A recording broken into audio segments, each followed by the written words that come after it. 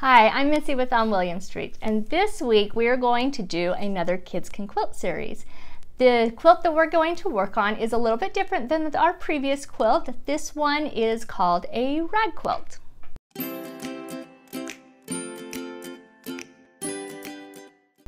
So what we're going to talk about today and get everything ready is our supplies. So for this, you will need to just have different squares of fabric. So one thing that is nice about this is if you want to use a charm pack, which is already pre-cut squares, they're the perfect size. So they're a bunch of 5-inch squares. Now, if you do want to use charm pack, typically they come in about 40 squares per charm pack, so you will need to buy more than one. We need to have a total of 160 squares for this rag quilt. And this one is, you can really make the rag quilt any size you want. This one we're looking at just a simple lap quilt, something to just kind of snuggle up under while you're watching a movie. Also with your fabric, you can use a variety of different options. So we're using flannel for our quilt, but this also works really great with cotton as well. So you can use flannel if you want something a little more snuggly, or you can use your cotton. It's also great for a scrappy quilt if you want to just go through and use up a lot of your scraps. Now, if you're buying yardage for your rag quilt, the easiest thing to do would be to buy 1.5 yards of 2 different fabrics. So that'll give you a chance you can just alternate the 2 fabrics. And then you'll also need an additional about 1/2 yard for the finishing. So you can choose either one of those fabrics, or you can do a completely separate fabric for that finishing at the end. Then you also need to have your batting, and you'll notice our batting is cut up in little squares. This is on purpose. The way you do a rag quilt is you sew the batting in between the squares of your fabric, and then you sew your fabric together. So our batting is cut into 4.5-inch squares. So it's a 1/2 inch smaller than the squares of your quilt.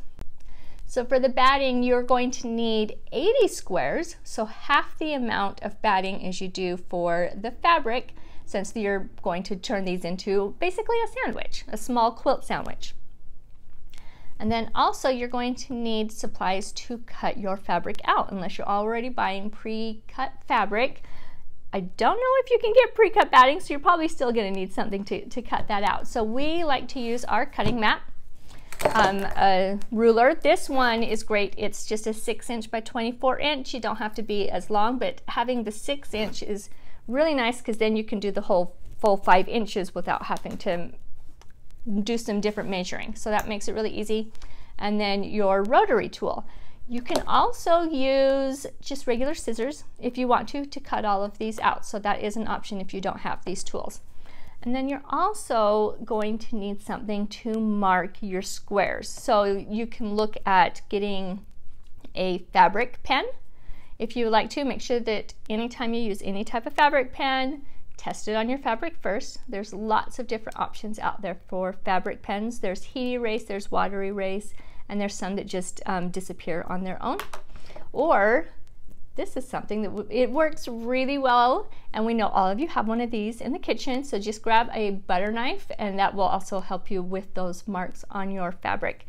And another thing with the rag quilt is you don't have to worry about your lines being exactly straight. So as you're putting these together, don't fret too much if you get off a little bit. So that's something else that it's, like I said, it's great to practice all your straight lines, but if you get off a little bit, just remember you're practicing, you're learning, and it's okay, you can get better on the next one.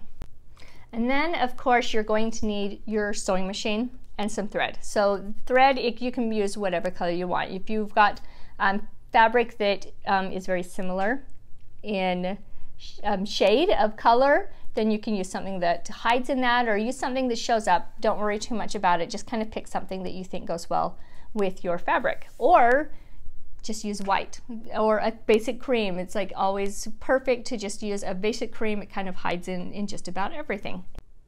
Now, if you are using yardage, this will be the way that you would cut both your fabric yardage as well as your batting. So we're going to take our fabric. We've got this selvage is both along here, so we're going to cut a strip of this 5 inches.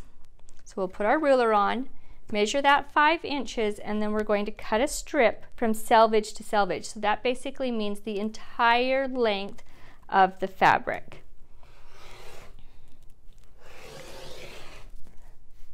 And then after we have that strip cut, you're going to want to cut off your selvage. So the selvage on your fabric, it tends to be a tighter weave, and it's just not going to wash the same as the rest of your fabric, so you will always want to remove that anytime you're doing any type of sewing.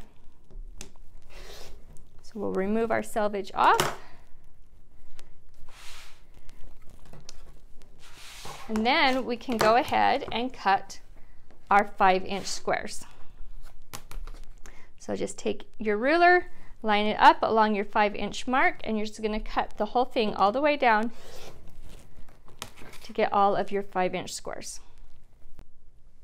And then just remember your fabric itself, so whether you're using cotton or flannel, you want to make sure that you're cutting it at 5-inch squares. Now when you move on to your batting, you want to cut that at 4.5-inch squares. So that needs to be 1/2 inch shorter than the squares that you're cutting your fabric.